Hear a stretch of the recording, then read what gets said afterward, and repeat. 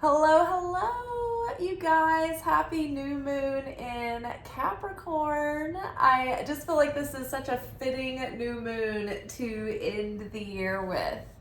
Uh, I love endings that are beginnings that are endings that are beginnings and everything back and forth again. I think that this is a perfect way to end the year.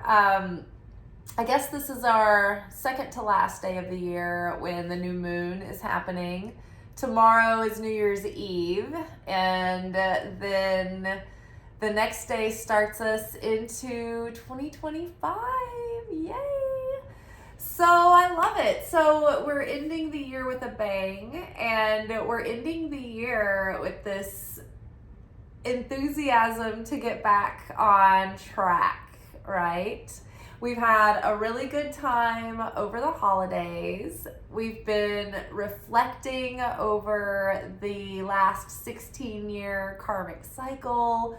We've been bringing things to completion and tying up loose ends to bring the old timeline to a close. And so now we're moving into this new timeline, this new dimension, and we've been in the foyer of the mansion for a minute, right? It's felt a little bit like a layover since, I'd say, eclipse season. The end of the year has been sort of like a rest and recuperate and let things sit. And it's so crazy because if you think back to like September, October, end of the summer, like, do you not feel like a different person? Like you've lived a lifetime in the past few short months over the last quarter of the year. It's been crazy. And so part of that is because during this reflection, we can see the difference of who we were and who we're becoming, and the difference of how we're thinking and feeling and moving and being and responding to life. It's really, really amazing to watch it all coming into being. So we're here with our new moon energy in Capricorn. Capricorn is a feminine earth sign, and it is a cardinal sign. So the cardinal signs are really great at getting, like, it's like they're the fresh flush of energy in the situation. So it's really good for beginnings, but the cardinal signs are less mastered in follow through or like making things solid and long standing. Now, if you take us through the elements, right, we have Aries is the cardinal sign for fire. So that's the beginning of new enthusiasm and spring energy, right? And starting new things and building something new and having like a new enthusiasm, new motivation, new excitement, new fire, new passion. We move into Cancer, which is the water cardinal sign. And so that's new feelings and a new emotional renewal kind of feeling, and maybe new like romantic feelings or new feelings of friendship. But whatever it is, it's like new feelings coming in. We go to Libra, which is the cardinal sign of the air sign. So that's like new ideas and new curiosity, new interest, new activity in the realm of the mind, right? New thoughts coming in, new perceptions, new ways to think about things, new ways to analyze, new ways to reason, new discernment. And so then the cardinal sign for Earth is Capricorn. And so by the time we get to Capricorn in the zodiac, when you look at the wheel of the year, each zodiac sign progresses the maturity of the psyche of the whole. So Aries being the baby and Pisces being the ancient wise old sage, Capricorn is right in there as the grandfather.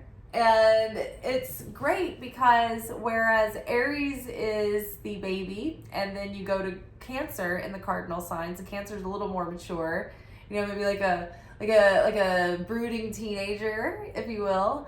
Libra would be that next state of maturity. And then Capricorn, out of all of the cardinal signs, Capricorn is the one that's most mature and grounded. So they have the best shot at taking all of that newness, bringing it into a plan of action, of practicality, and making it executable, and then actually following through on it.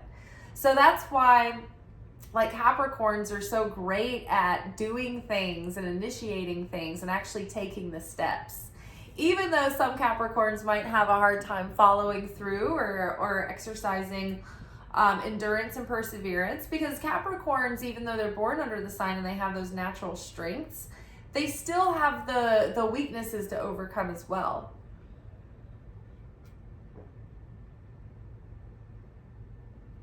Before those strengths are fully revealed. So we too have a chance this month to embody all of that strength and grounded practicality and pragmatism of Capricorn. So it's like we've got this excitement about finishing the year, and we're getting really like grounded and sober and realistic and logical about what's not working, in the routines and in the lifestyle and in the attitudes and in the feelings and in the whatevers, the stories that we're telling. What's not working? What out of my behavior during the day is working against me? I need to change. I need to let that go, right? It's time. So we're ending the year ready to release what's no longer serving us. Whilst at the beginning of the next year, excited for discipline and structure and routine and building things and feeling secure and stable. That's feeling really exciting right now. Everybody that I've been talking to at the restaurant, at the tables, my coworkers, like, we've all been indulging, we've all been having so much fun, and now we're all ready to just like eat clean for a minute. Like, I don't know about you guys, but I am so excited about like cold January. Like, I want coldness, I want cozy food, I want candles burning, I want like dark, hunkered down, doing the research and that the small little work you do under a blanket in the winter.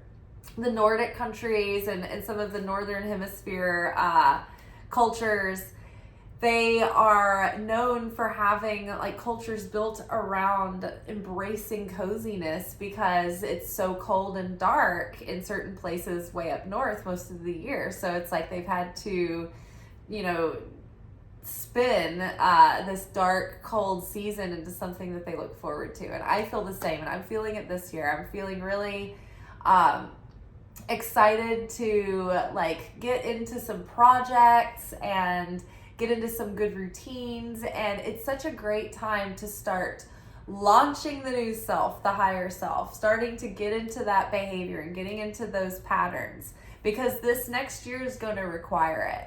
And it's funny too, because all of these messages over the fall, we've been told like, okay, now it's time to start getting to know what the higher version of you is like on a day-to-day basis. What are the habits that self would have? What are the structures and routines in place? What does this kind of higher self behave like? What kind of choices does this higher self make? Because it's time to get into character, and it's time to rehearse being this higher self and practicing. And it's like breaking in new shoes. It takes some walking around in them. It takes some going through your days to really get them in, broken in. And so we've been almost like rehearsing what the new life would be like and thinking it up and dreaming it up. And now it's time to start really trying to embody that and live into that and start getting on the right track. Now, here's the great part, is that even though New Year's Eve isn't like an elemental new year, like it's not like the spring is our natural new year, And it's not like a religious New Year or anything. It's just like a cultural New Year. However, there's still like this collective subconscious that centers around it and rallies around it. So there's something in the zeitgeist that adds, potency to it.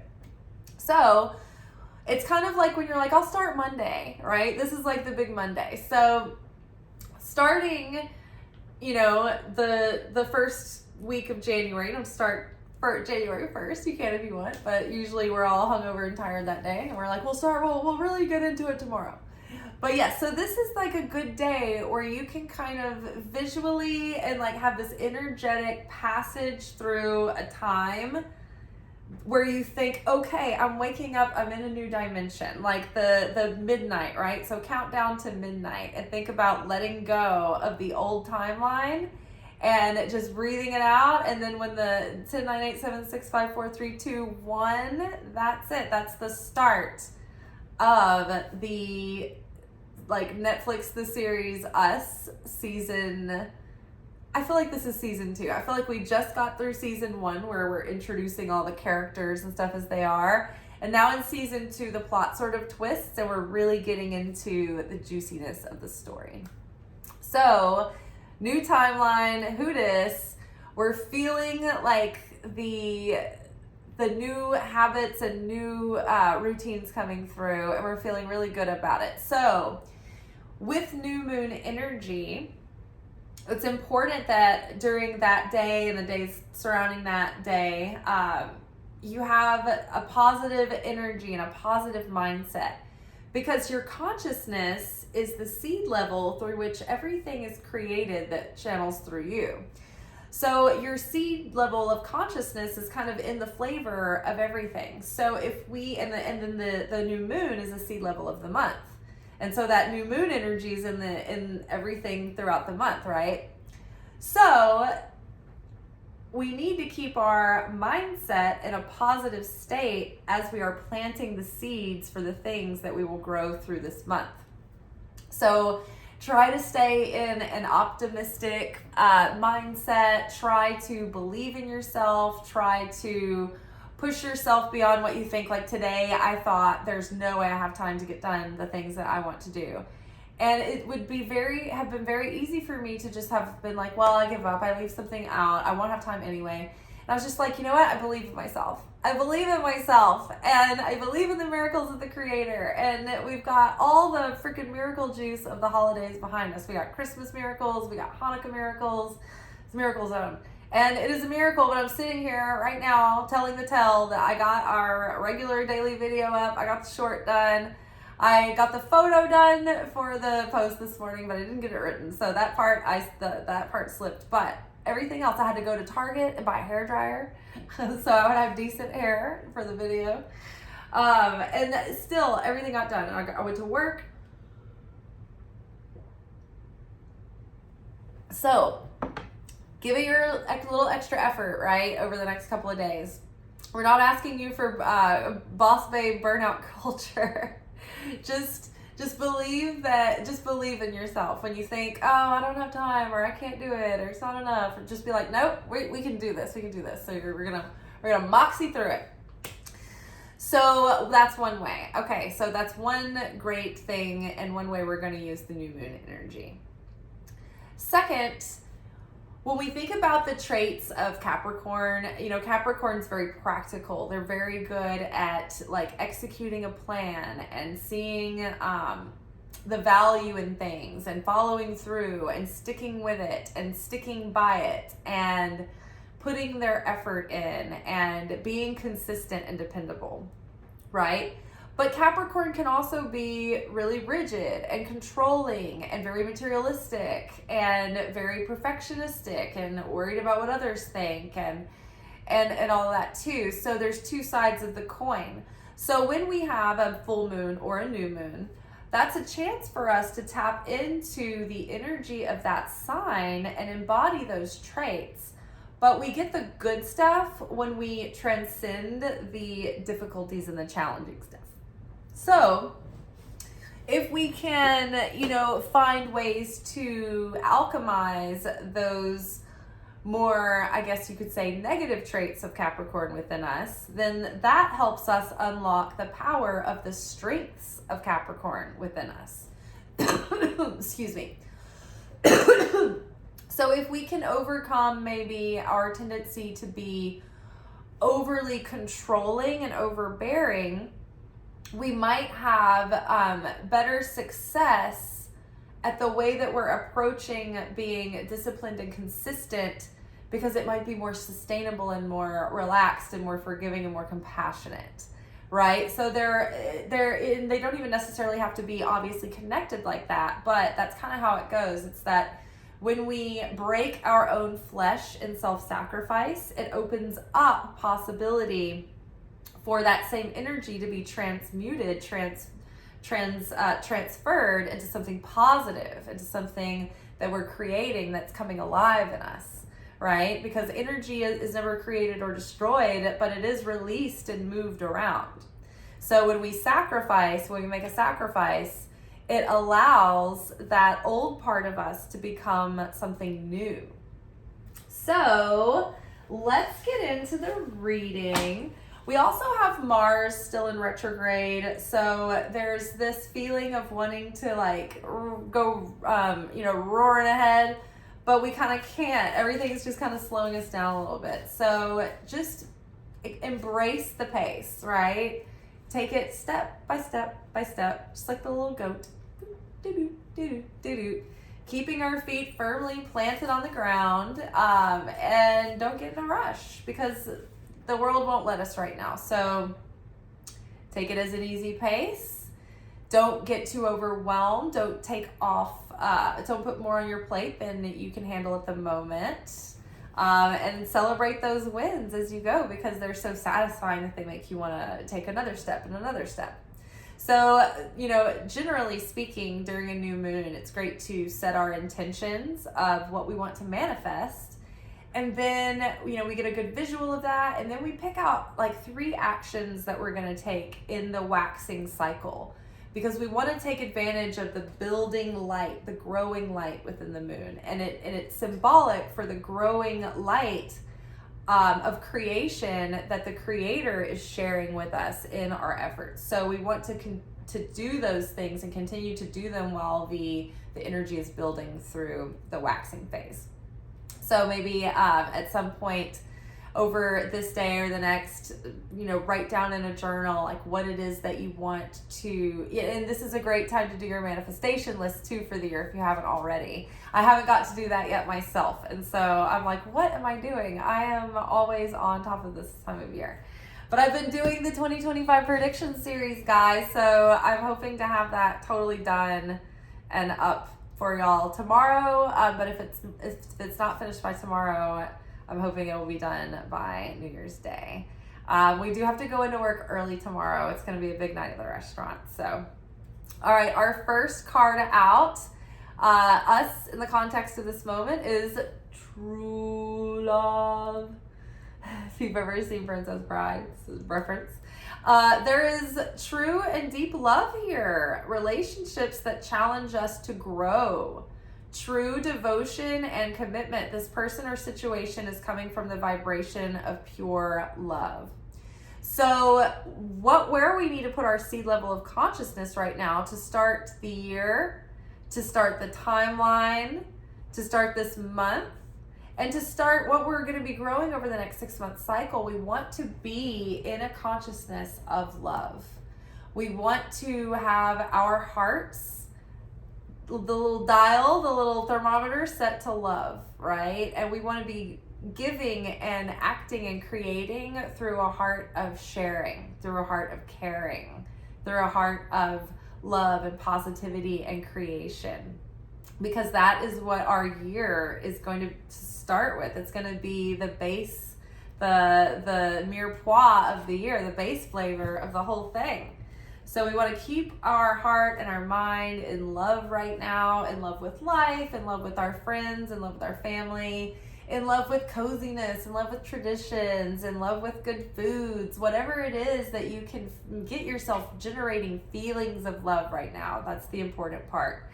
We also might be having love come into our lives. That's quite possible. It's been a warning coming up in our readings for quite some time to be kind of ready for a soulmate situation. So, moving into the next level, into our up level, we're getting a new level of our soul. And we're ready for new levels of things in life. And so that includes a different level of relationship that's coming in. So soulmate level relationships it's not just like one person that's a soulmate that's going to come in, but it's more like the quality of the relationship that we're capable of having at this stage in our life. Have we been doing the work on ourselves? How conscious are we going into a relationship? Do we have those relationship skills? So we prepare ourselves so that the next time around we can have that soulmate relationship. Kabbalah talks about having different levels of relationships, and the soulmate relationship is the highest. The first levels of relationship are like practice, and you're practicing at different levels. You're in the introductory phase of learning how to date and have a relationship, and then you get into those deeper, longer relationships where you really work out a lot of stuff, and you take a lot of hits in those early ones. But those are to prepare you to have a shot at having a successful relationship when you've found yourself, and you know more of who you are and what you're about, and the kind of person that would complement you and support you going forward. And so then once you're at that level of self-awareness and self-ownership, it's like, okay, now it would be worth finding someone that's at your level too, because you might have a real shot at making it last. Whereas if you meet these people early on, you haven't done all that work, learning how to have relationships, learning how to fight the right way, learning how to communicate, learning how to support your partner in the right way, learning how to keep that spark alive, learning how to grow and challenge each other in positive ways, in positive and exciting and enjoyable ways. So what's crossing us now is a new situation. A new sensation. I love it. Improved health, improved home life, improved lifestyle, maybe a new job, a new organization, outer harmony. I am feeling this big time, BBs. I'm feeling the newness. It's like what we were talking about in the introductory. Just talking about that. I'm ready for new routines. I'm ready for new experiences and new ways of looking at life. Like, I'm ready for so many new fun things, but new things that are fun, to the soul, and that kind of get you excited because you don't know what's coming, but you're like, oh, something different, we'll see. So underlying influence of the situation, the subconscious influence, is this person is not what they seem. So maybe you have a gut feeling about, see, what happens is when we have the opportunity coming, or a significant person that's coming into our life that's sent by the divine order of things, the opponent wants to divert us. And so the opponent will throw opportunities and people in the scene, in the mix too, to sort of confuse us and throw us off from actually connecting with our destiny. So this is a really important time to be very discerning with your gut. And you know how sometimes it'll tell you like, yeah, this isn't it. And then you're like, no, can't I just pretend? And you're like, I don't want it to not be something. And you're like, and you just don't want to listen to yourself, but you feel it coming up. And that initial disappointment, if you catch yourself in the middle of a disappointed reaction where you're arguing with your innermost self, like, we need to pay attention to that this time around, because we're in that new timeline. We don't want old timeline stuff. And so our gut, we're training our gut to choose and to move towards the kinds of things and people and situations and opportunities that are in alignment with our new consciousness, with our new self. So we don't want to repeat those old patterns again. So if you're getting gut feelings that someone's not who they seem, you're probably on the money. You're not being judgmental. You don't have to go down the rabbit hole of judgmental, but you can also make wise choices to avoid chaos. So for better or worse, because sometimes too, this is a situation where you might underestimate a person every now and then, or misjudge them or judge them falsely. So bear that in mind. But be really honest with yourself when you're listening into your gut, because we don't want to miss out on all the new things coming and the beautiful new starts that are coming into being. So this person is not what they seem. For better or worse, this person is not what they seem. Something is off. Maybe there is more going on than meets the eye. Find out more before you judge or trust. So find out more before you judge or trust. So also too, in this kind of context, this is the position, the card that is the subconscious influence over the situation.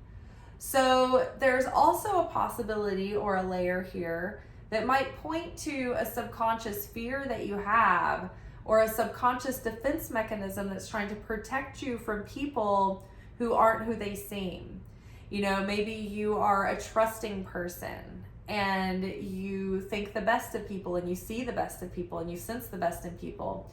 And so you've been disappointed before. And so that might cause you to be reluctant to trust a person who might even deserve your trust going forward. And so that could, like we've been talking to about this next timeline, you know, we're like, oh, we want to discern about choosing the right things to write this new story, but we also don't want to be overly hyper vigilant to the point where we're frozen and we're just trying to keep a clean slate and we're not, you know, making any new strokes on the canvas, right? We need to start, you know, filling up our life with the beautiful new elements, but we don't want to be too overly perfectionistic. We just want to be discerning, and we want to be real with ourselves. We want to be honest with ourselves. We want to be authentic, but we don't want to be frozen in fear either, because you know what? If we make a mistake, we just course correct, you know, change the direction, right? When you figure out that you've taken a wrong turn, you don't like panic and like just keep driving off into oblivion. You just, map ladies, like recalculating. Just turn around where you can.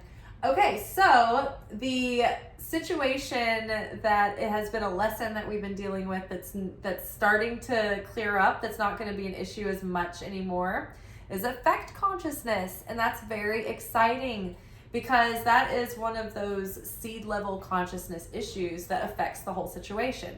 So we are aiming to build affinity with the light of the Creator. The Creator, God, is cause consciousness, right? Let there be light, and there was light. So God is the cause of everything in this existence. Well, by default, we are the effect of God's cause. Now, the more we build likeness with God, the more we become more like God, the more we resonate with God, and we have harmony and union with God, and we're in that blessing zone. We're in the flow. We're in alignment. But when we fall out of affinity with the light of the Creator, we separate ourselves from that vibration, and we cut ourselves off from that those blessings, and being in that miracle zone. And sort of, we're kind of exposed then to dissonance. So how do we do this? It's with our seed level of consciousness is where it starts, and then it goes from there and flows out into our actions and things. So there's different ways to sort of divide up like into dualistic pairings, the consciousness of the Creator versus the consciousness of the vessel. And so we, the vessel, are like the moon. We have no light of our own. We're filled with the light of the sun, the Creator. And so the sun is like the cause because it's eternal, it's unwavering, it's unchanging. And the moon is like the vessel, the effect. It's affected. It's sometimes full, it's sometimes new.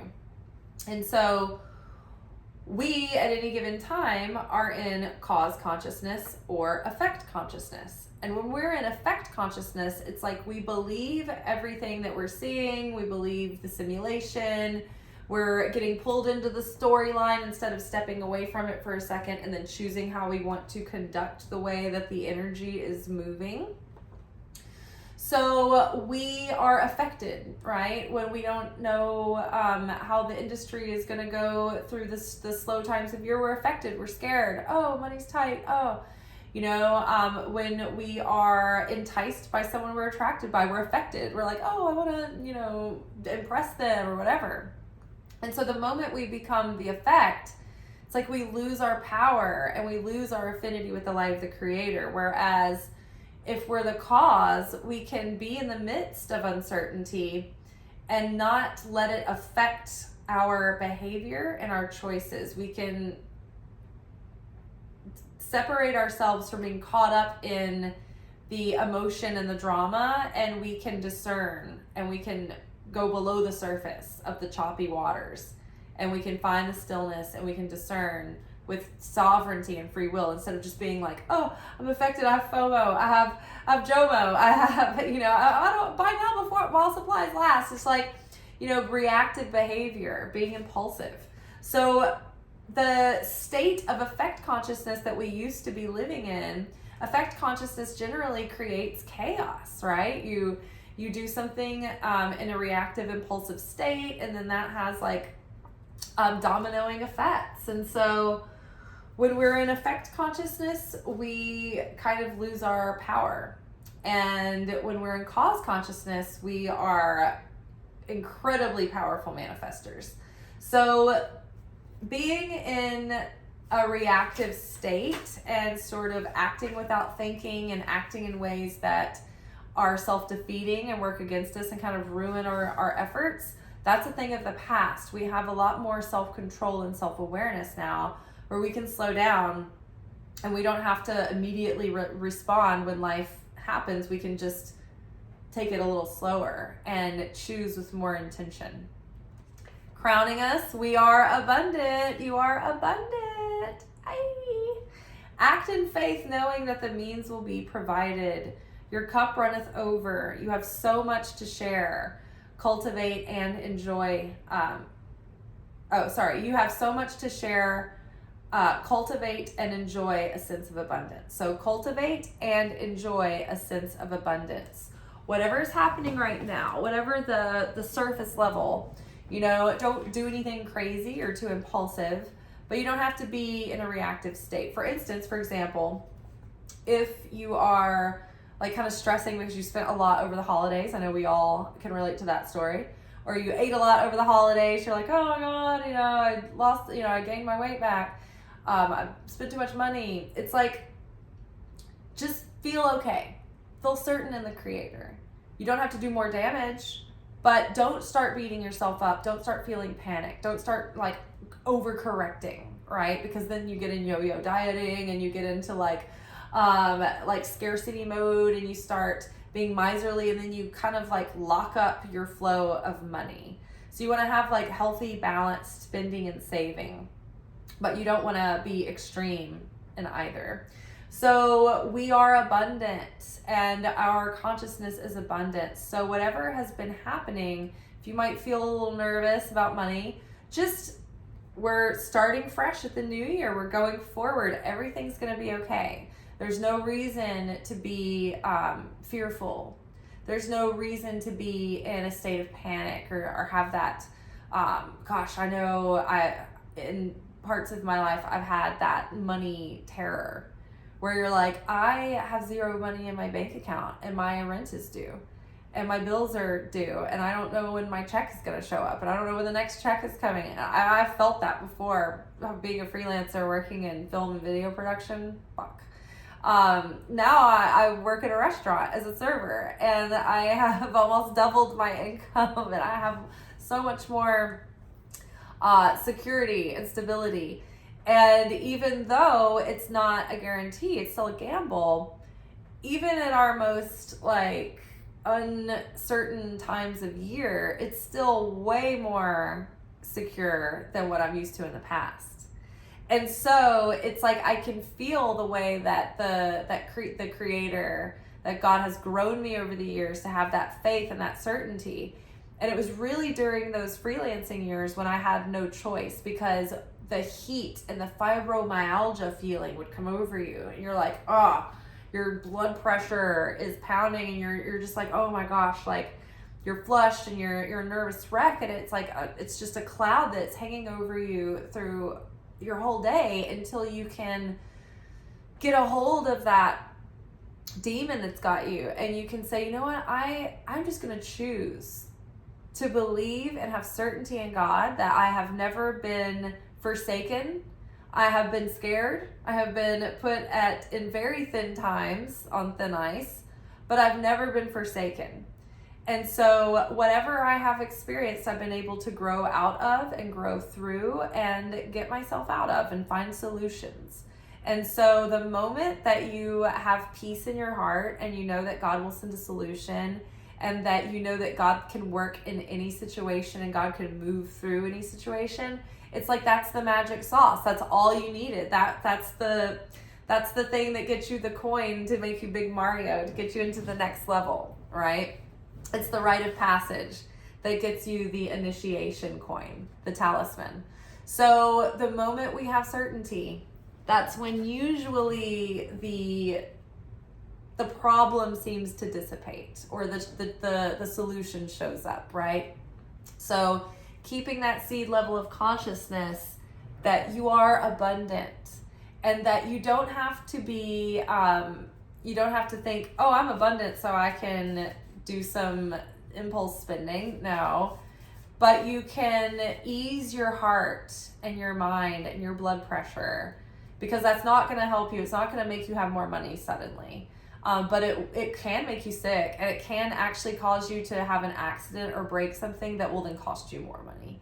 So just really allowing yourself to, like, 'cause sometimes it feels almost like irresponsible to not worry, to not feel anxious, but it's actually just the opposite. And so you can give yourself permission to put down the terror, to put down your anxiety, and to pick up that faith and pick up that certainty, believe in the creator, and do everything you can on your part, right? You don't like take your hands off the wheels completely and say, you know what, I'm just going to sit here while creator does it for me.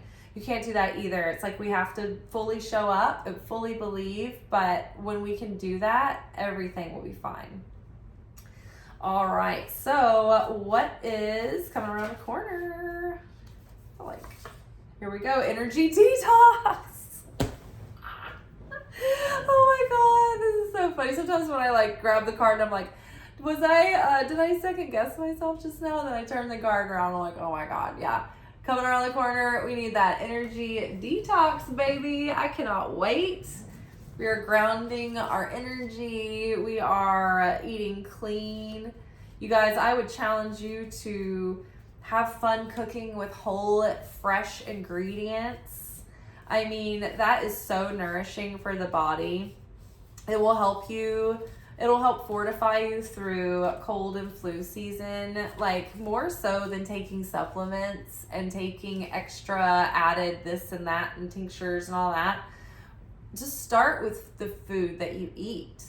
And it makes an enormous difference. I mean, you don't have to have a crazy strict diet, but just use real vegetables and cut them up and cook. And that gives you more food than you would have otherwise. It takes out all of the binders and the preservatives and the all the chemical additives and substitutions, and it's really it sets you up to have a healthy gut, a healthy immune system, healthy digestion. You know, all the nutrients in the food gets used by your body, and so you're not packing it away, storing it, as fat. So it's so good for you. I'm thinking about dry January. I probably will have a little Manischewitz for Shabbat, for the Eucharist, but otherwise I'll probably be doing not very social January and just enjoying clean habits, clean routines. This is also a great time, and I'm telling this to myself, to change your bedtimes and wake times. If you wanted to tighten that routine up and go to bed a little earlier and get up a little earlier, it's a good time to do that. Even if you wanted to be really intentional about the kind of entertainment that you're taking in during January. Like, for instance, I just got through watching like all of the scary shows and all of that for the year for, Halloween and fall. And then I just did all of like the Christmas stuff and holiday movies and things. And now I'm kind of craving just like some good Anne of Green Gables and The Chosen. Like, I was watching Peep Show, which is a really irreverent comedy from BBC, and it's so good. But it's so foul, and I've like been like missing how good it feels when I watch The Chosen or like Anne of Green Gables. I'm so nerdy like that, but it's so true. Like, just watching some good wholesome entertainment sometimes can really be that chicken noodle soup for the soul that you crave and you don't even know it. All right. Fuck me. This is the most Capricornian reading we've ever had. Y'all, the fucking next card is balance, spending, and saving. So this is in the position of your perspective that is affecting you right now. So sometimes when this position can sometimes be a negative perspective or a perspective that's affecting you negatively.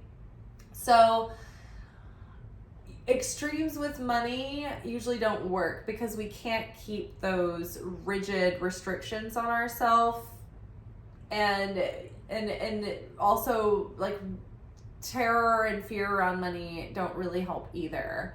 So we just need to have a more balanced and healthy relationship with money. So balance spending and saving, be smart with your money as you can. Save and invest, and don't get too like scarcity mode minded. Like, don't be too scarcity minded. Don't be too, like, you can be frugal, but don't be cheap. Frugal is like smart with your money, knowing how to make your dollars stretch so that you can allow yourself the luxuries and good things in life that you value. Cheap is when you won't let yourself have anything and you don't want anybody else to have it either. You can't believe, how much things cost. It's like everybody values different things. So if you're begrudging yourself something nice and you're always like stingy with yourself and with others, it's like nobody likes that. But like frugalness is, I think, a virtue. And I think I pride myself in the art of frugality so that I can live opulently and lavishly where I want. And I found ways to live opulently and lavishly without spending a lot of money, without it being expensive. For instance, every couple of weeks I'll buy a couple of really good like cheeses, and I'll try different cheeses, and the little brick of cheese is like, the good ones are like $6 to $8, but I'm not eating like a whole one every week. It takes me a couple of weeks to finish them, so it's like every couple of weeks you give yourself some good cheese, right? Like dark chocolate covered almonds are amazing to me. These are healthy snacks, but they also make me feel like French girl. I have a French girl diet. But yeah, like having a candle going at night to me is like the lap of luxury. I can feel very rich and very nourished with inexpensive things that make me feel really opulent and wealthy. I mean, like a good blanket, a throw blanket, or good throw pillows, they go a long way, so you can get creative. You can live feeling rich while still being frugal and being wise with your money. because there's a difference between being rich and being wealthy. Rich people, they have a bunch of money, they might be spending all that money, they are not building wealth. Wealth is sustainable. Wealth keeps begetting itself again and again and again. It's like an ecosystem that you set up for yourself, and it keeps perpetuating, it keeps growing. It's sustainable. You don't spend it down. So learning how to generate wealth.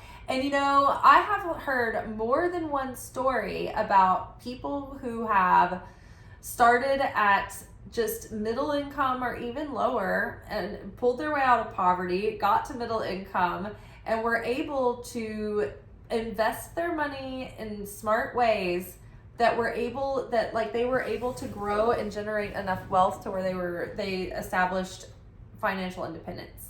Now, you can get to financial independence way before you ever get to wealth.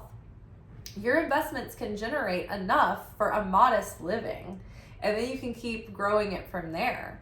So learning how to have those skills is super high value. I'm feeling this. What was that?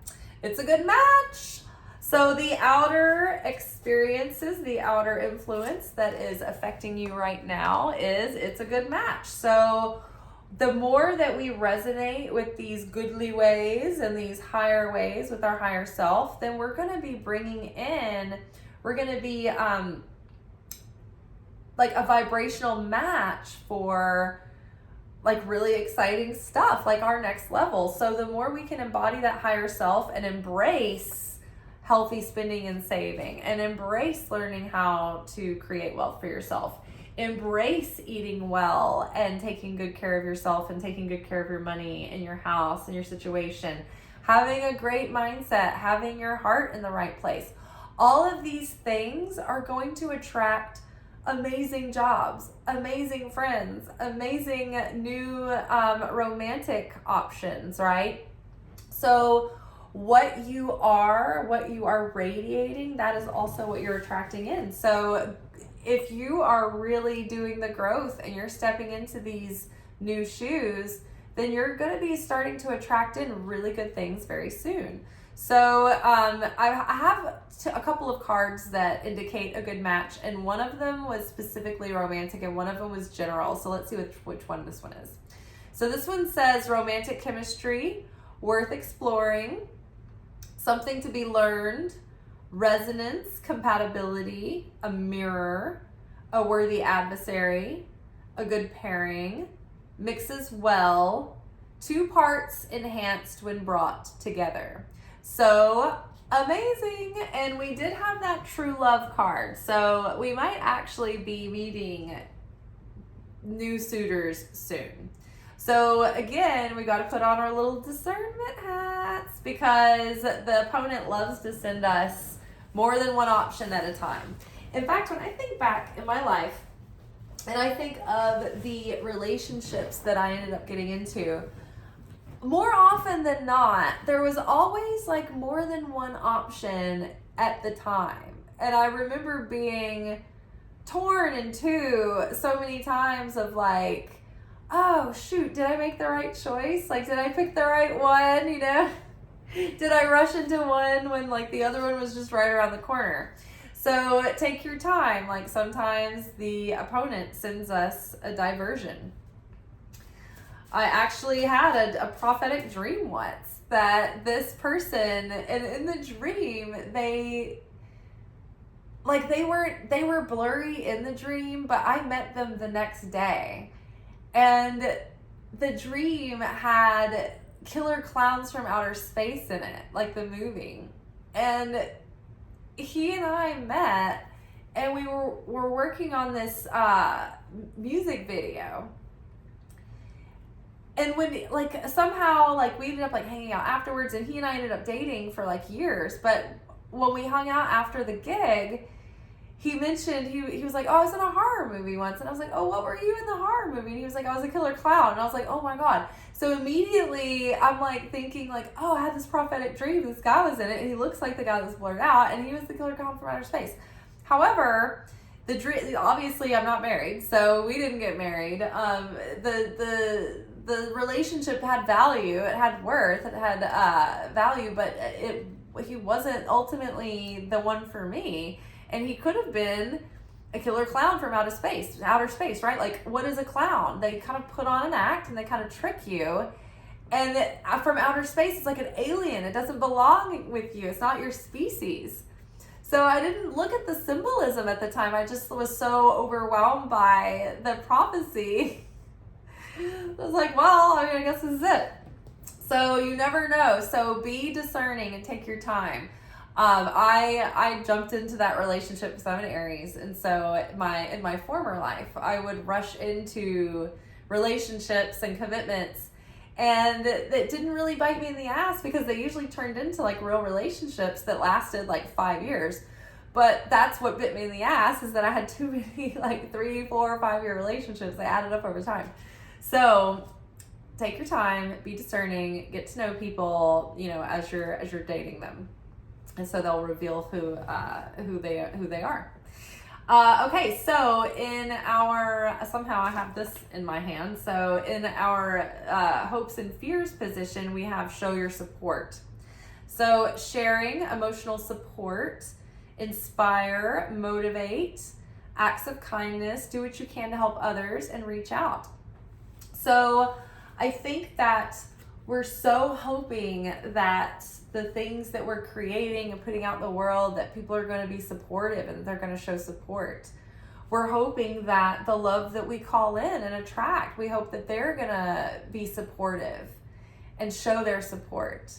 And we might be fearful about letting people in because maybe in the past, maybe we've been with people who weren't supportive. And now that we've claimed ourselves and our independence and we're starting this new timeline, it's like we might have this fear or this defense mechanism that says, I want to protect who I am and my calling and my individuality. And so I know I can't be with someone who's not supportive, right? So that can be a hope and a fear in this moment, thinking about, the kind of qualities that you want in someone.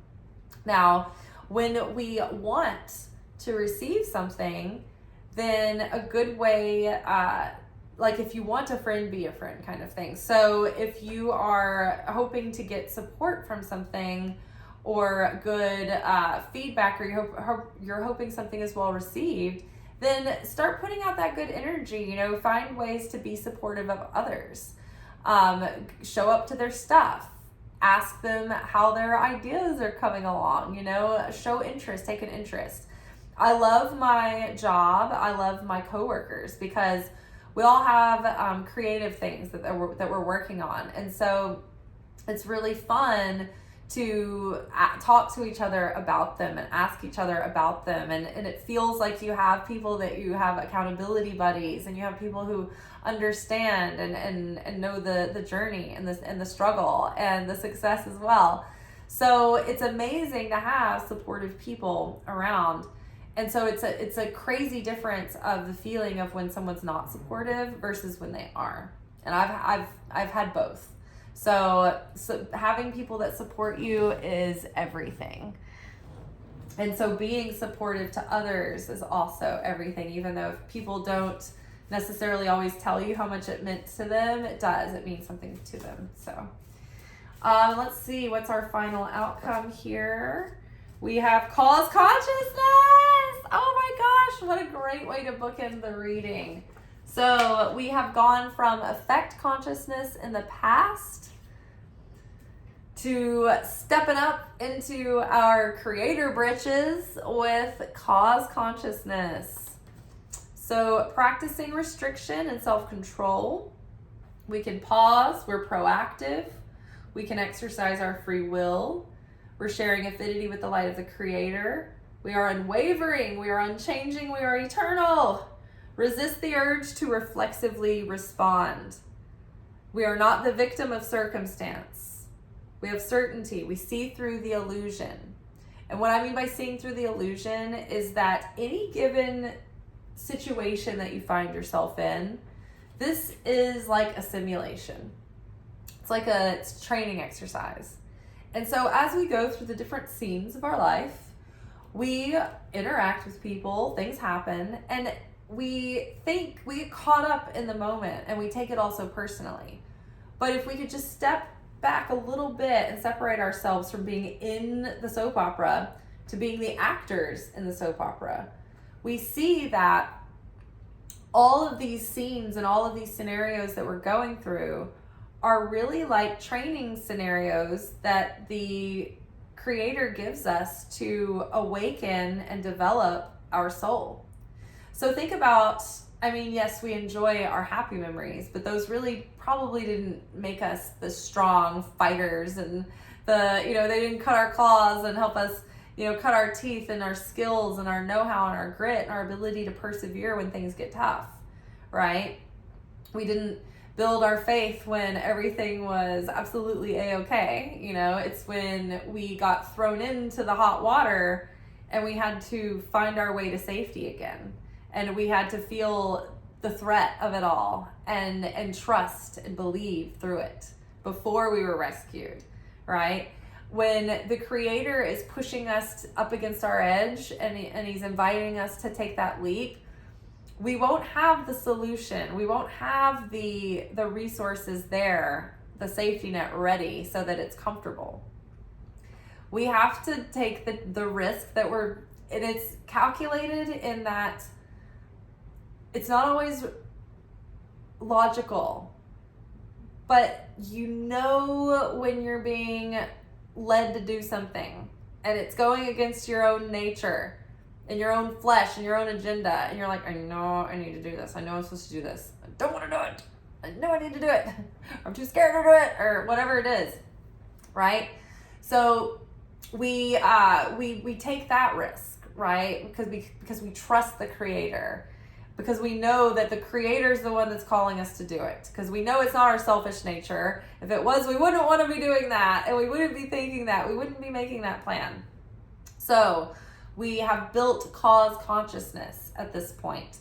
Now, don't get too up on our high horse, right? Because in an instant, we can have an attitude. We can get afraid. We can, it's like that, it's like the Psalm of David.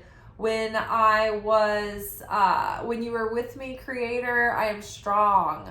You supported my mountain. But when you were concealed from me, I was frightened and I was weak and I was lost without you.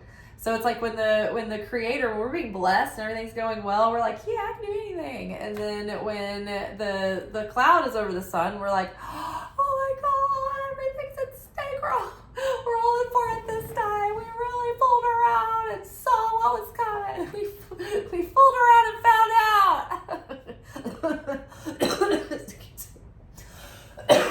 Excuse me.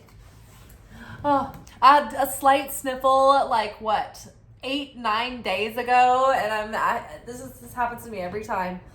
I get the slightest little nasal thing, and I've got a cough for 2 weeks. It's so annoying.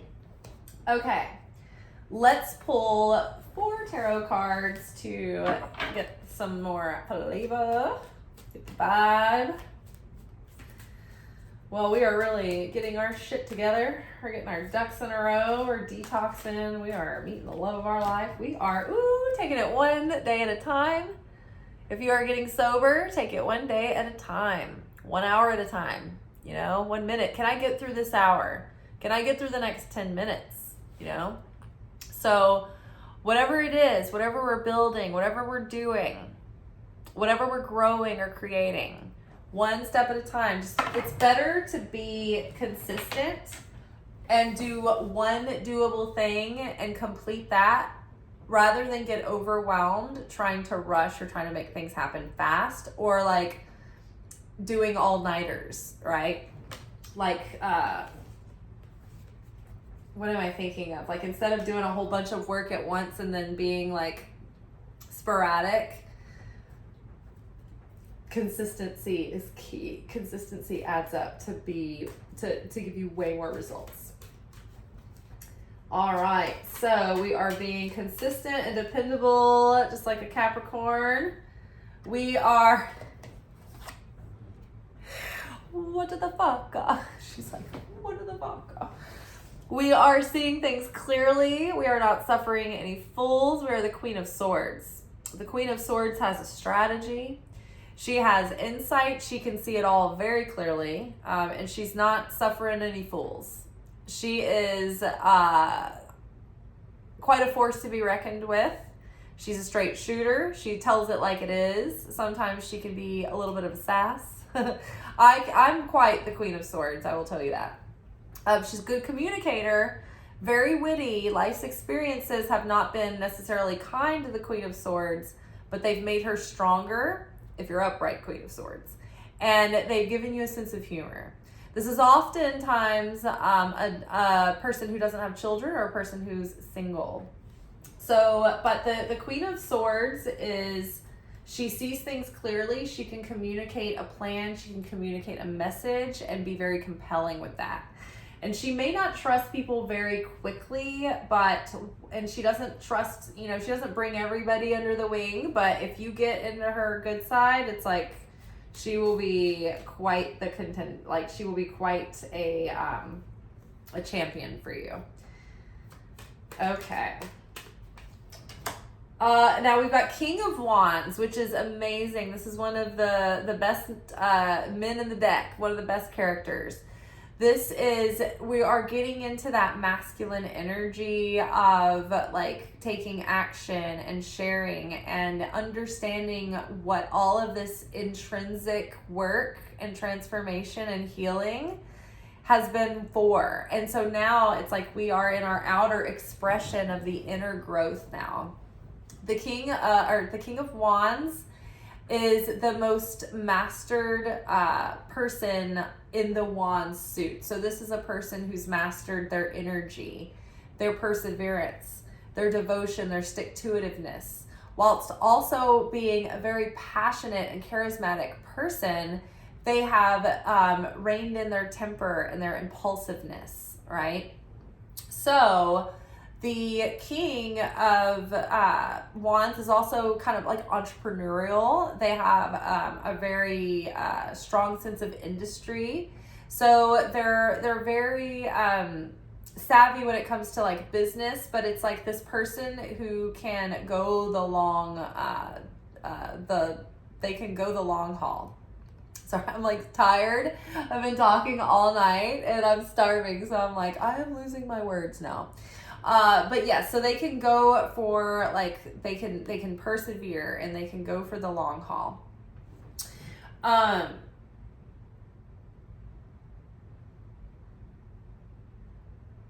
They're passionate. They believe in themselves. They also have a strong relationship to the Creator, strong faith, strong conviction.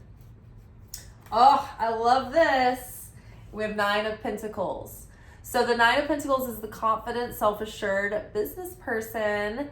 This is a person who's developed interdependence and they've developed their own personal relationship with their higher power, with the Holy Spirit.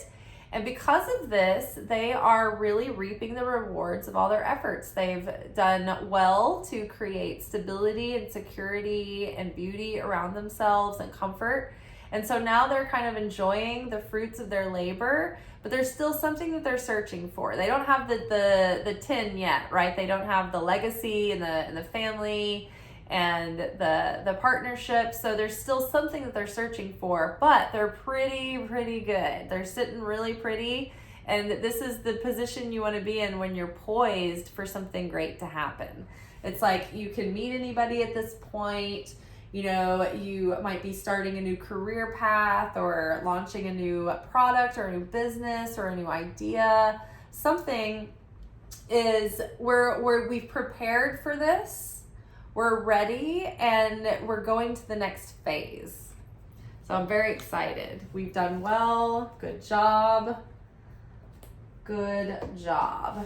All right, let's grab an Angel Tarot card. Angel Wisdom Tarot. What is this? Where's that 15? Oh, it's related to, so this is 4 of Pentacles. Why are they referencing, I guess because Capricorn. Okay, so these cards have the major arcana. Just a little shout out in the corner to the cards that they're kind of connected to or related to. So we have four of Pentacles here. So this is related to that devil energy, the Capricornian energy. Well, okay, so the Four of Pentacles can have to do with establishing security and stability, but taken into extremes, it can be miserliness, it can be scarcity minded, it can be controlling, we can be shutting people out, like closing off our heart. So taking all of the material realm too seriously and getting too attached to everything and the illusion of what it all is right now can send us into a downward spiral of being really super controlling. And then that can cut us off from our blessings, because that is in effect affect consciousness. Whereas if we are going at this from a more relaxed and positive approach, we are balancing, again, spending and saving to create stability and security. We are establishing healthy boundaries and taking care of our home and all of that, but we're not shutting people out completely. We're not shutting down completely. We're not locking the vault completely. It's like balance, right? Moderation in everything. Managing your resources wisely. Extremes in how you give and receive money, time, or emotions. Smart business decisions. Seeing things as black and white, or being charitable. So we don't want to be too extreme. We don't want to have like this like black and white thinking, all or nothing, this or that. Just try to relax into a little bit more of a spectrum, moderation. You're taking consistent actions that are going to be smart with your money over the long periods. Like you have good habits that aren't just about in the moment choices. Like for instance, I like to cook big pots of food, like a jambalaya or beans and rice or smothered cabbage or a turkey lentil stew, things like that, spaghettis, chilies, things like that, because I can use whole ingredients and it's like mostly super healthy foods that are all in that one dish. I can eat that for a few days and then freeze the rest of it. And literally my full freezer would probably feed me for 6 to 8 months. No joke. So you are saving so much money. So when you get in times where you're like, oh, I feel a little stressed, it's okay. You can eat out of the freezer if you need to. You cut back on your grocery spending that week. It's like, don't totally freeze up. Give yourself balance. Give yourself things that you do over the long periods of time. Like, every week put a little something into savings, or every month, or when you can, make that like a regular thing that you do so that you don't feel like you have to, solve your money quandaries for your future all at once, right? What do we have here? Luck is on our side. This reading has been so good. Sagittarius new moon. So I love this. New moon energy. We are planting seeds. We are starting new things. We are launching ourselves into the new timeline with enthusiasm and expansion and abundance and good fortune and good luck. So I love that so much. Mwah. Perfection. All right. We are now going to grab 4 cards on how we should approach our manifestations over the next 2 weeks, over the waxing cycle, but really throughout the month as well. Set your sights higher, increase your standards, and expect more for yourself. Don't settle. So remember, as we are, being met with these different options and choices, set your sights high. Even when I was talking about at the beginning of the workshop about how I didn't expect I was going to be able to get all of these things done today. And so I could have very easily given up and not done this reading that you're watching right now. I could have thrown in the towel, but I was like, no, I believe in myself. And I pushed through and I got almost everything done. So set your heights higher, set the bar higher. expect more from, you know, what you are filling your new timeline with and your new life with. Think about if you built your dream mansion, and like for me it would be having a replica of the practical Magick house built, and you're moving in. You don't want to get hasty and impulsive and just buy a bunch of cheap furniture and fill the house with crap. You want to curate pieces and intentionally, you know, fill your spaces with things that are as beautiful as the house that you just built, right? So that's why we're taking our time and we're really being honest with ourselves, and we're really choosing things that are authentic and really resonate with us. More reassurance. Oh my gosh, Mila Jovovich, the cartoon, this is literally dead up exactly the spitting image of Mila Jovovich from Blue Lagoon, Return to the Blue Lagoon, the sequel. Okay, protection. You and your loved ones and your possessions are safe and protected by heaven. So don't worry, everything is going to be fine.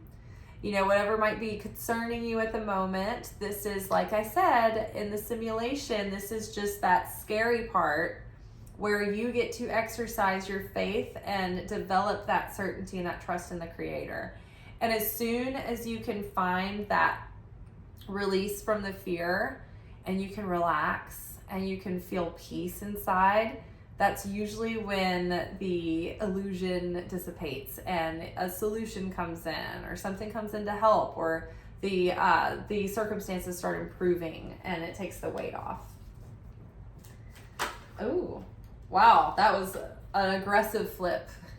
It was like an acrobatic flip. It was like, me. Optimistic, stay optimistic. So it's like, don't worry, don't fret, don't get over controlling, just stay loose, you know, keep going, keep up the sprightly optimism, keep doing your thing, keep your sights high. Like, don't get worried and fearful, because that will cramp your manifestation magic, and that's exactly what the opponent wants.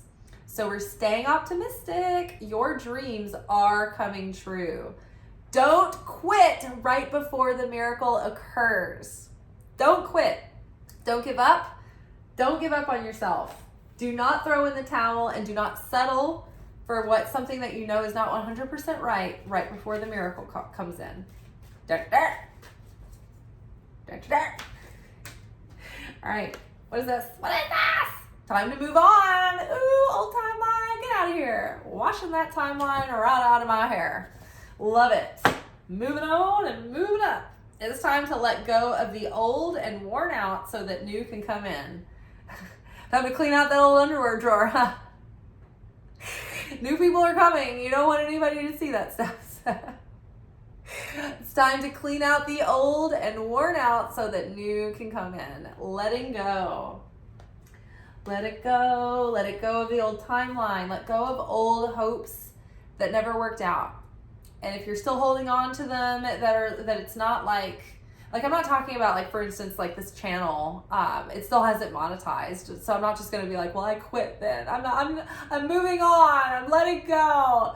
But, like, I'm also not waiting on this channel to become monetized, right? I've made the 2025 prediction series, and I am going to list it in some form of online platform. I'm 99% certain it will be Stan. I'm just assuming it's going to work out that way. And then you can purchase that for like $10. And that's not a ton of money. And it's not like I'm selling a $500 course.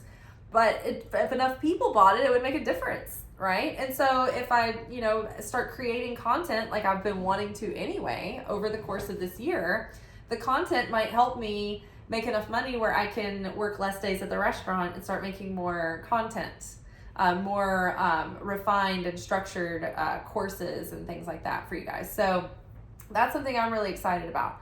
So you can think about things like that, right? Get creative. It's not necessarily like something that you don't want to give up on, that your heart's in, that you feel like a soul calling to. If it's not working find ways that you can tweak and change, right? But if it's like, for instance, say an unrequited love that like it never worked out with, then like just let that go. It takes another person's not only free will but like absolute determination and enthusiasm to make a relationship work.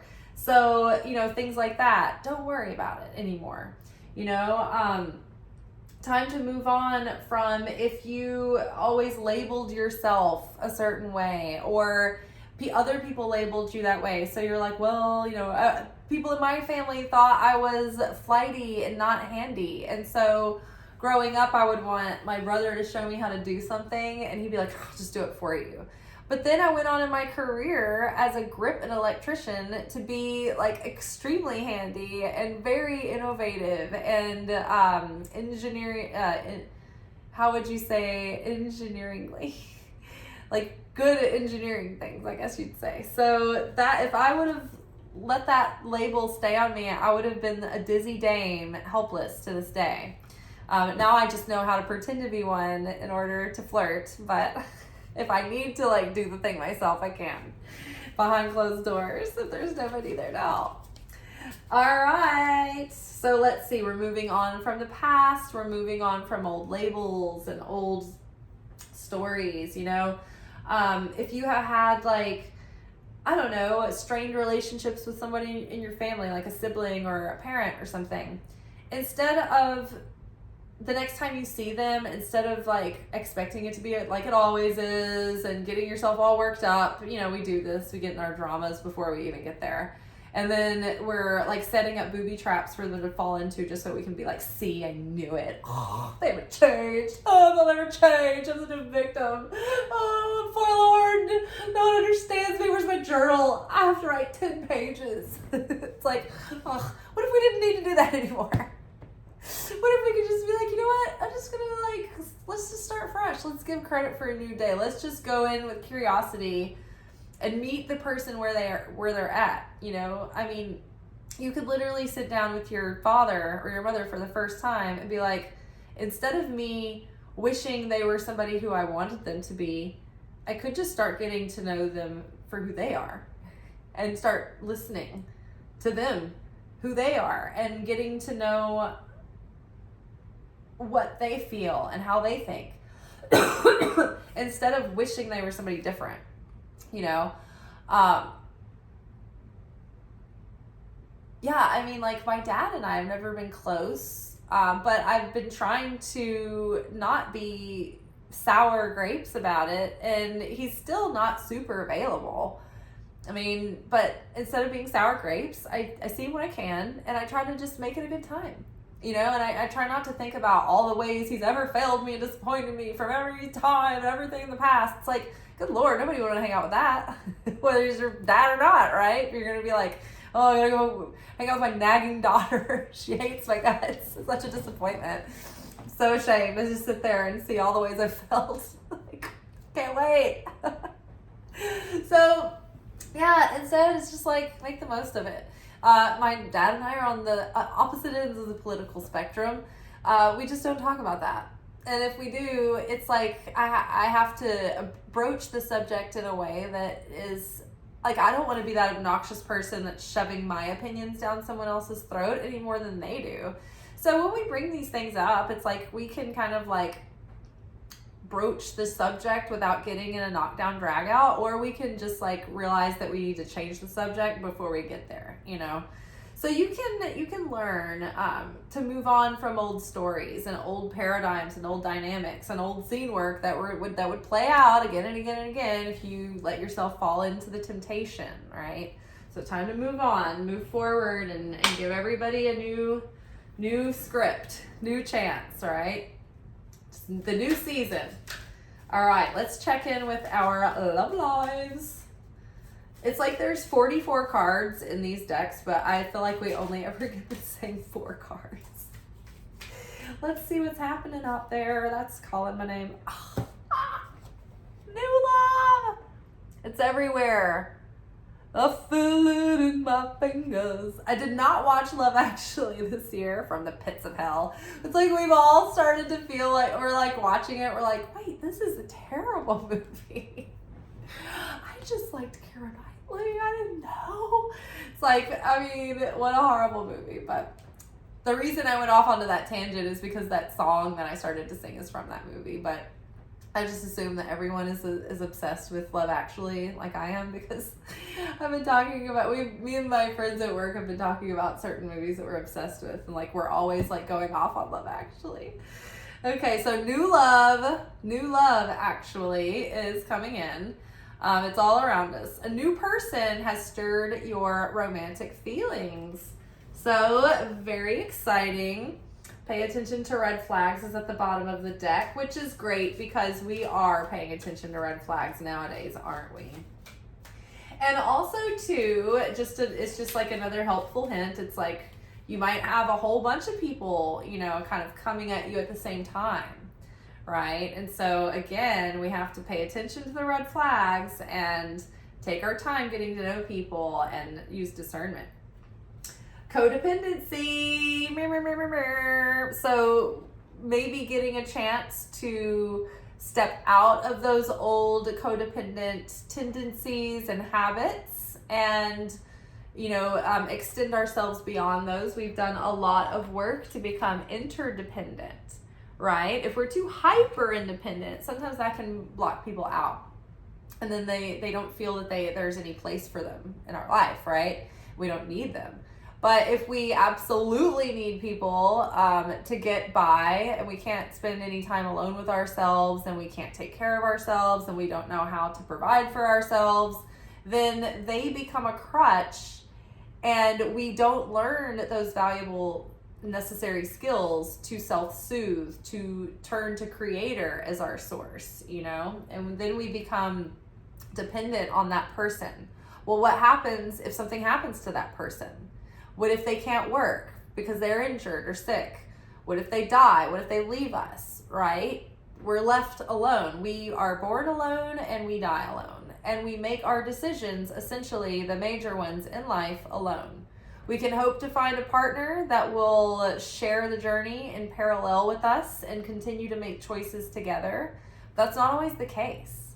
And so healing codependency has been one of my key focuses for myself since my last relationship.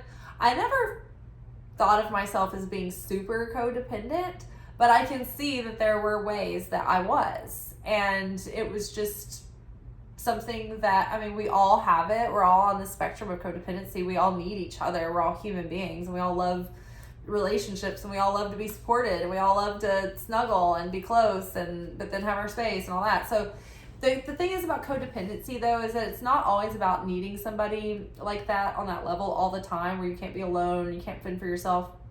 Sometimes codependency is always playing out these paradigms in relationships. Like if you have a tendency to have a savior complex, so you attract people in your life that always have problems that they want you to help them solve. Or you're attracted to people who, you know, oh, you see their potential and you can be their cheerleader to really get them there. You know, like these roles that we play where there's always I'm this and you're that kind of thing. That we want to break the pattern and break the cycle of that. And have, you know, new, authentic dynamics with people. All right. Yeah, if you keep it organic and authentic and not just slip into that codependent thing, then you're not always in these like assigned roles all the time. You know, you're not stuck in a role. You're not typecasted in your own relationships of your life. Career and finances. Financial issues are a factor in your love life right now. And if the rest of the reading is any indication, it does feel like we're a little bit concerned or stressed about something. And it's probably resources this time of year, honestly. I mean, we're right after Christmas. We're going into like slow, quiet January. So yeah, the love feels like it's coming in and it's going to arrive. So like in the meantime, it's like detox, work on money, improve the self, do things to prepare yourself for the arrival of new love and relationships so that you can be really thriving once they come in. And while you're doing that, start calling in the soulmate. Your prayers and affirmations and visualizations help bring you together. So it's like when the plane starts getting closer and closer to the airport, air traffic control is like, all right, we're going to start bringing you in, you know? And so, but before that, you have to kind of wait until there's an opening, until there's your turn at a gate, right? So when it's when the plane starts getting close, the air traffic control starts prioritizing them, right? So, and they start calling them in, they start directing them in. Same too are we. We are like air traffic control, and our soulmate is circling our runway. So now is a great time to start putting out that signal to the universe, right? As you're crafting your manifestation list, maybe go back and go over that soulmate list one more time. Maybe write that one out again. Use prayers and affirmations, right? As you're going to bed at night, I like to have prayers in the morning and prayers in the evening, like prayers sprinkled throughout the day. But I definitely have like a consistent practice of praying before bed. And I always pray, God, you know, help me prepare myself and do the things and the work in me that I need to do to merit my soulmate. And please make absolute certain that soulmate is prepared, not a work in progress. Like we're always works in progress, but you know, when like you're a person who has a pattern of attracting people who aren't available, or it's bad timing, or like they have a lot of work to do on themselves, you're like, can I have somebody who's just ready out of the box, like no batteries required? Like, come on. Floor model, please. Ready to go. Walk out today, assembled. So start calling in your soulmates. Awesome. Wonderful. Let's get, where are we at? Let's get our loving motherly advice from Mother Mary, Jesus' mom. See what she has to say to us for the new year. Mercy, have mercy. Did y'all ever watch Full House? And the good looking one, Uncle, not Joey, Uncle, I can't remember, but the cute one, he would, when his wife would go to kiss him, he'd say, have mercy. He would do it every time. It was like every episode, maybe multiple times an episode, his catchphrase was, have mercy. I am kind and thoughtful towards myself and others. Back to, circling back to show your support, right? Do unto others as you would have them done unto you. If you want to have more friends, be a friend. If you want to have call in a soulmate that is healthy and has a good relationship with their family and with their parents and with their mother and father, with their finances, and they take good care of themselves, and they have fun hobbies, like you also need to be that person, right? Be what you want to attract. So if we want to have mercy, we want to be merciful and extend your kindness and thoughtfulness towards others. And that doesn't mean you have to be a doormat and you have to just take it on the chin all the time. Kindness can be assertive, right? And kindness sometimes says and points out the hard things that actually need to be dealt with so that the situation can continue to flourish, right? So sometimes kindness can look different ways. It doesn't always look the same. Kindness doesn't always look nice. Let's just put it that way. But it does have someone's best interests or the greater good at heart. All right, and then last but not least, we have loving words from Jesus. Hi, porn. Whoa, that was ready. Which one is this? Oh my God, I love this card. This image reminds me of like single woman Jesus, like telling him about like what it's like to have to date, and he's like, it's gonna be okay. All right, what's the message? Forgive and you shall be forgiven. Did they get together before they got here and we're like, hey, it's like all about mercy and forgiveness. So unlocking our blessings, it's all about unity, right? And what cuts us off from our blessings is division and separation. And so when you have a grudge against someone, which is an easy way to say like you aren't forgiving someone for something, like you're holding unforgiveness in your heart. So like when you're holding a grudge or you haven't been able to forgive someone, it creates division, it creates separation, and so that cuts you off from your blessings. But when you practice mercy and you actually extend forgiveness and you extend kindness, even when it may be not deserved, maybe it wasn't earned, that is having affinity with the Creator, because the Creator blesses us and condescends to us with grace and mercy and favor all the time. And in fact, that's one of the greatest miracles of Hanukkah, is that this is the holiday where we don't have to fast and go above and beyond to prepare ourselves to connect with that light. The light comes to us where we are in our lowly state and in our darkest times, in our, worst state sometimes, in our most unforgivable places. And that's where the light shines in, and that's where we are redeemed, and that's where we receive salvation and that mercy, and that's what changes us, and that's what sweetens that bitterness, and that darkness turns to light. So that's really what the miracle of Hanukkah is for. It's to be used for. It's all about connecting with the Creator and connecting with that love and that light and that hope, and that more than hope, that certainty. And then opening up a gateway for miracles and healing to occur. So if you have time to gaze at a candle, I am recording this on the night before New Year's Eve, and it is night 6 of Hanukkah, and there are 8 nights. So if you get a chance, light some candles, light a candle, whatever you've got, but do a little gazing into that flame for about 30 minutes.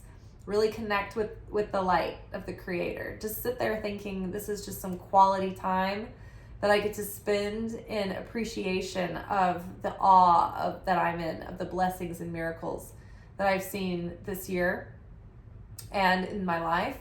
And we sit in appreciation of that, and we sit in that quality time kind of snuggling with the Creator, looking at the flame, but also spend a minute meditating and praying for not only the areas of your own life that need help and healing and assistance and growth, but also if there's someone that's close to you that you want to pray for, that you want healing for them.